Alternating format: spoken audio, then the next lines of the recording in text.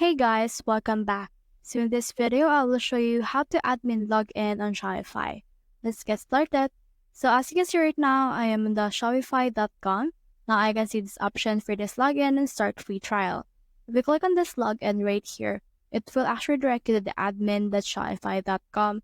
And if you already logged in, you can actually enter in here your email as well as your password, and it will direct you to the primary store that you have.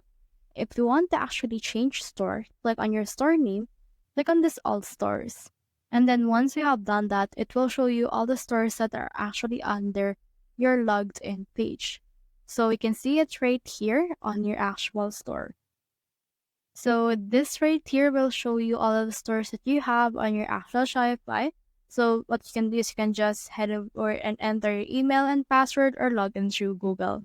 So that's the whole process. If you have found this video helpful, simply leave a like below or subscribe because it helps reach more people. See you soon.